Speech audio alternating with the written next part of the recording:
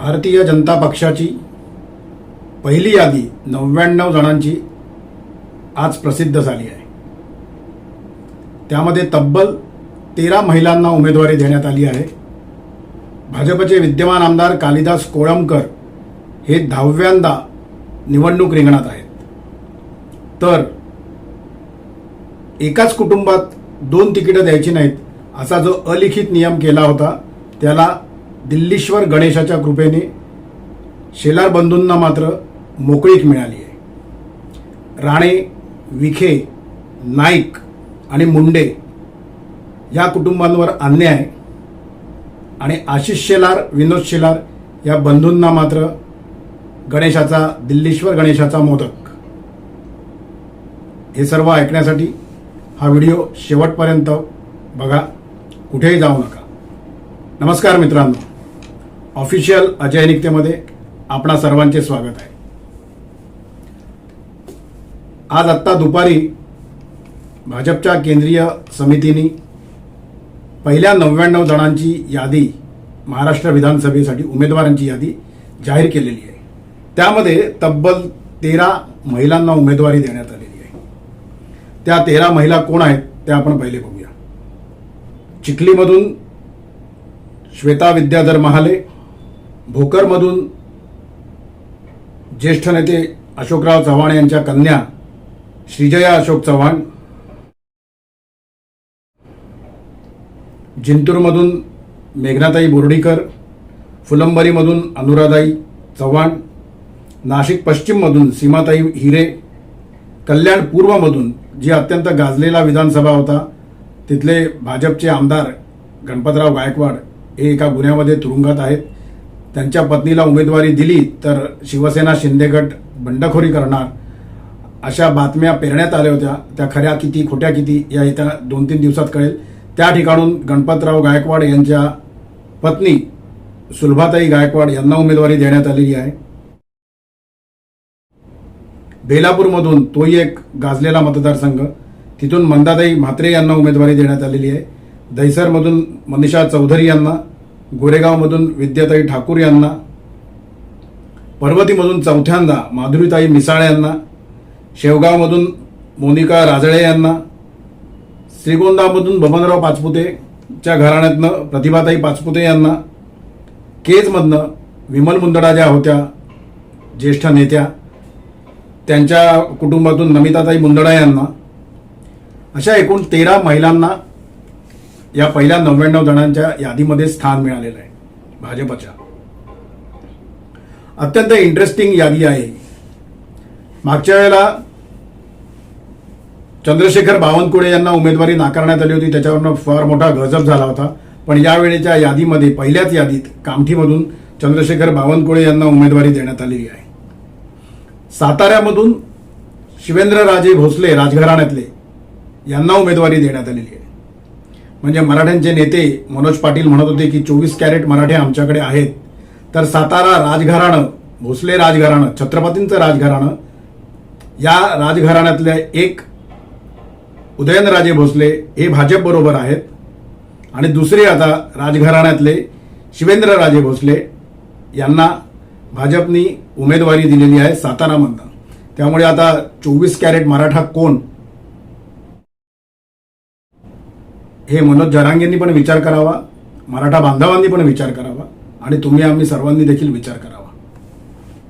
भाजपनी असं ठरवलं होतं असं म्हणतात, अर्थात राजकीय सोयीसाठी आणि राजकीय स्वार्थासाठी कुठल्याही नियमांना अपवाद हा असतोच, तोच अपवाद यावेळेला भाजपनी केलेला दिसतोय।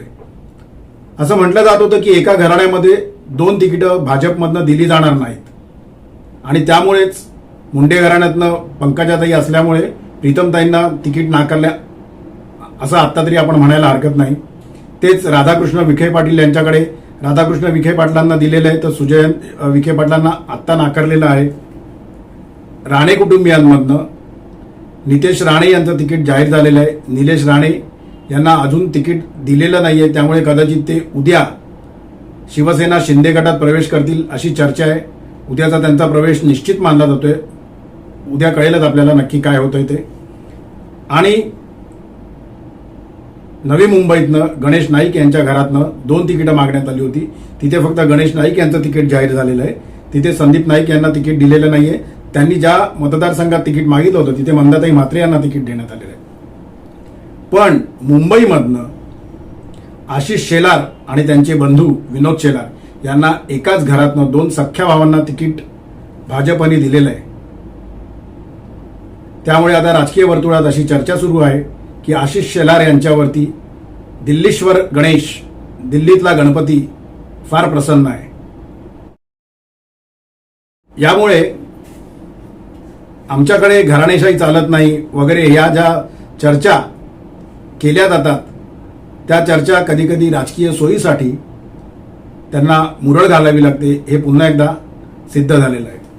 आणखीन एक महत्वाची गोष्ट इथे मुद्दामून नमूद केली पाहिजे. कालिदास कोळंबकर जर आता निवडून आले 10व्यांदा आणि ते निवडून येण्याची शक्यता फार जास्त आहे. कालिदास कोळंबकर तिथनं निवडून आले तर ते विक्रमी आमदार ठरतील. देशातले हे कदाचित पहिले असतील किंवा फार कमी आमदार असे असतील की जे 10 टर्म निवडून आलेले आहेत. त्यामुळे कालिदास कोळंबकरांच्या मतदारसंघात देखील आपला सर्वांचं लक्ष राहणार आहे. या यादीवरती आपण एकदा नजर मारूया. त्यातल्या महत्वाची नावं आपण बघूया कोणाची आहेत ती. पहिल्याच यादीमध्ये त्यांनी नागपूर दक्षिण पश्चिम मधनं भाजपचे सर्वेसर्वा महाराष्ट्रातले देवेंद्र फडणवीस यांचं नाव घोषित केलेलं आहे. मगाशी म्हटल्याप्रमाणे कामठीतनं चंद्रशेखर बावनकुळे यांचं नाव आहे. त्याच्यानंतर महत्वाचं नाव याच्यात घेण्यासारखं ते आहे म्हणजे गिरीश दत्तात्रय महाजन, हे जामनेरमधनं उभे आहेत. दत्तात्रय मेघे यांचे सुपुत्र हिंगणामधून समीर दत्तात्रय मेघे यांचं नाव जाहीर झालेलं आहे. बल्लारपूरमधनं खासदारकीला सुधीरभाऊ मुनगंटीवार यांचा पराभव झाला होता, पण त्यांच्यावरती पक्षांनी पुन्हा एकदा विश्वास दाखवून सुधीरभाऊंना बल्लारपूरमधनं उमेदवारी जाहीर केलेली आहे. मगाशी म्हटल्याप्रमाणे भोकरून अशोक चव्हाण यांच्या कन्या श्रीजया चव्हाण यांना उमेदवारी देण्यात आलेली आहे. रावसाहेब दानवे यांचे सुपुत्र भोकरदनमधनं संतोष रावसाहेब दानवे उभे राहणार आहेत. संभाजीनगर पूर्वमधनं अतुल सावे यांची उमेदवारी कायम करण्यात आलेली आहे. उत्तमराव ढिकले यांचे सुपुत्र राहुल उत्तमराव ढिकले यांना नाशिक पूर्वमधून दिलेली आहे. मला वाटतं ते देखील विद्यमान आमदार आहेत. मी चुकत नसेल तर ते देखील विद्यमान आमदार आहेत.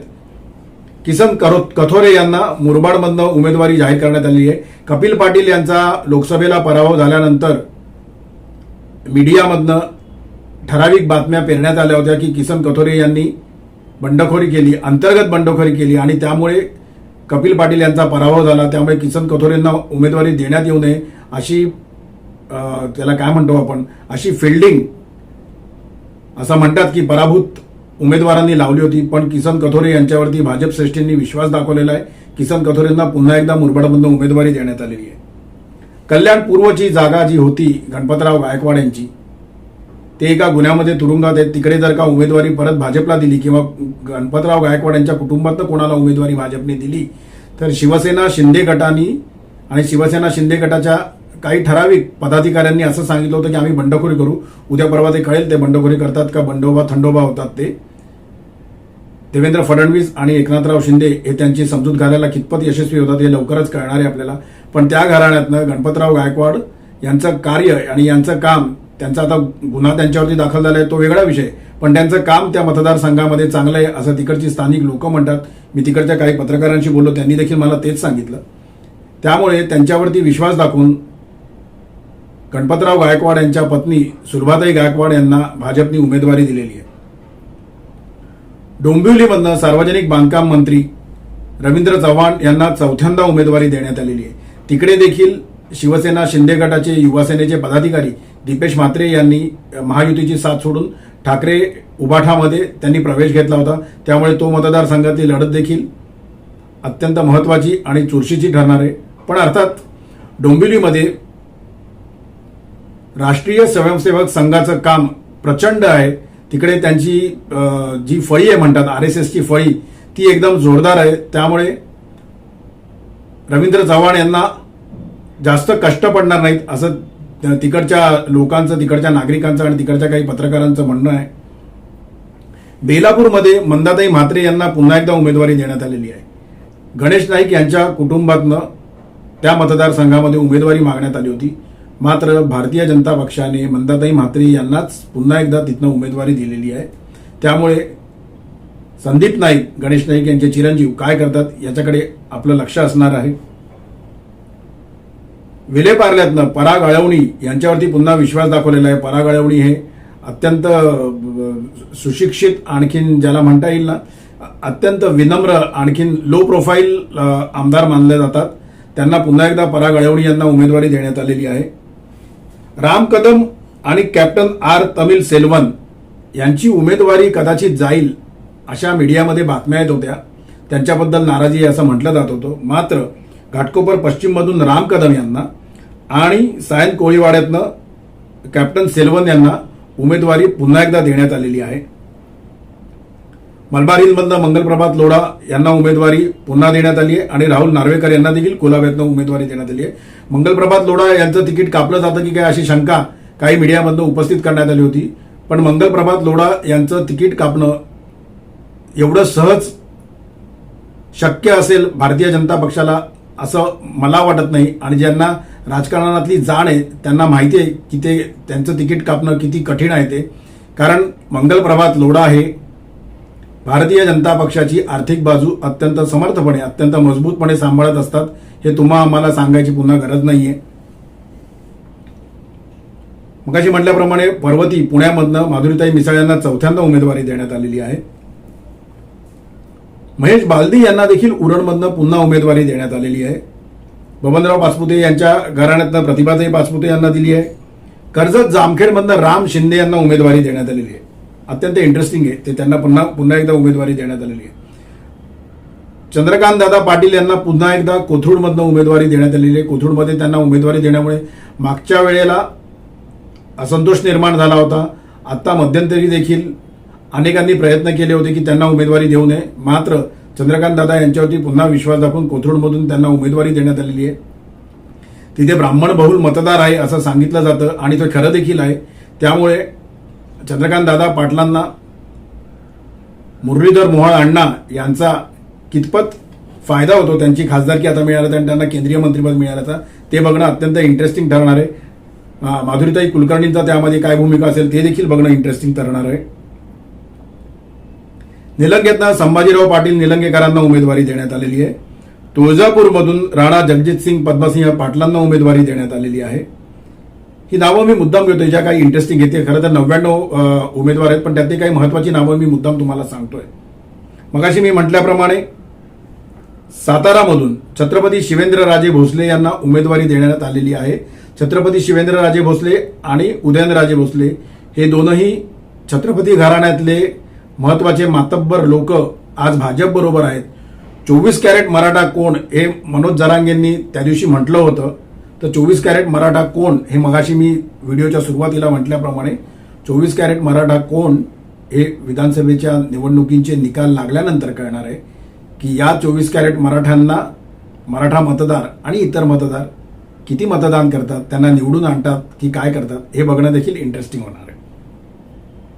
कणकवलीमधनं नारायणराव राणे यांचे सुपुत्र नितेश राणे यांना उमेदवारी देण्यात आलेली आहे. ती उमेदवारी म्हणजे ती उमेदवारी निश्चितच होती म्हणा, पण गेली 1-1.5-2 वर्ष नितेश राणे यांच्यावरती असं म्हटलं जातं की RSSनी एक महत्वाची जबाबदारी दिली होती पक्षाच्या अनुमतीने, भारतीय जनता पक्षाच्या अनुमतीने, आणि ती जबाबदारी हिंदू संघटनाची, हिंदूंच्या संदर्भात जिथे जिथे आंदोलनं मोर्चे काढावे लागतील, हिंदूंची बाजू जिथे जिथे अत्यंत कडवटपणे मांडावी लागेल, ती बाजू नितेश राणे यांनी अत्यंत समर्थपणे मांडल्यामुळे पुन्हा एकदा त्यांच्यावरती जबाबदारी देण्यात आलेली आहे आणि त्यांना तिकीट देण्यात आलेलं आहे. आणखीन एक महत्वाची हे मतदारसंघ होता, मी सांगतो तुम्हाला, तो माझ्याकडनं सुटलाय वाटतं, 1 मिनिट फक्त. तो मतदारसंघ होता पनवेलचा. प्रशांत ठाकूर यांना पुन्हा एकदा उमेदवारी देण्यात आलेली आहे. शेकापचे जयंत पाटील यांचा पराभव झालेला आहे मध्यंतरीच्या निवडणुकांमध्ये विधान परिषदेच्या. त्याच्यानंतर पनवेलमध्ये शेकाप काय भूमिका घेतं, प्रशांत ठाकूर यांची निवडणूक त्यांच्यासमोर कोण उमेदवार उभा केला जातो महाविकास आघाडीकडनं, का ती जागा शेकापला सोडली जाते, हे बघणं अत्यंत इंटरेस्टिंग ठरणार आहे, अत्यंत रोचक ठरणार आहे. आणखीन एक जागा होती चारकोपची योगेश सागर यांची जागा. कदाचित योगेश सागर यांच्याऐवजी दुसरा उमेदवार दिला जाईल असं म्हटलं जात होतं, पण योगेश सागर यांना उमेदवारी देण्यात आलेली आहे. मालाड पश्चिममधनं मी मगाशी म्हणालो तसं आशिष शेलार यांचे बंधू विनोद शेलार यांना उमेदवारी देण्यात आलेली आहे आणि आशिष शेलार हे त्यांच्या नेहमीच्या मतदारसंघातनं बांद्र्यातनं उभे राहणार आहेत. असं म्हटलं जातं की विनोद शेलार यांना मालाड पश्चिममधनं उमेदवारी देण्याची जी कारणं होती त्यातलं एक महत्वाचं कारण होतं, तिथे भारतीय जनता पक्षाकडे सक्षम उमेदवारच नाहीये. तो मतदारसंघ मुस्लिम बहुल मतदारसंघ मानला जातो. मागच्या वेळेला विनोद शेलार यांनी ती मतदारसंघ लढवला होता, त्यांना पराभव स्वीकारावा लागला होता. यावेळेला पुन्हा एकदा त्यांना त्यांचं नशीब आजमावण्याची संधी देण्यात आलेली आहे. आजचा व्हिडिओ हा फक्त भाजपने जाहीर केलेल्या पहिल्या 99 जणांच्या यादीच्या संदर्भात होता. आता सर्वच पक्षांच्या याद्या येत जातील, त्याप्रमाणे आपण ऑफिशियल अजय निकते या माध्यमातून भेटणारच आहोत. आजचा व्हिडिओ आपल्याला कसा वाटला हे मला व्हॉट्सअपच्या माध्यमातून कळवा, कमेंटच्या माध्यमातून कळवा. ऑफिशियल अजय निकते हे यूट्यूब चॅनल शेअर करायला, सबस्क्राईब करायला आणि लाईक करायला विसरू नका. बेल आयकॉन दाबायला अजिबात विसरू नका. त्यामुळे तुम्हाला नवनवीन व्हिडिओंची नोटिफिकेशन्स तातडीने मिळत जातील. राजकारणासाठी आपणच केलेल्या नियमांना कधी कधी मुरड घालावी लागतं. ते कशी घालावी लागते हे आत्ताच्या आपण व्हिडिओमध्ये बघितलेलं आहे.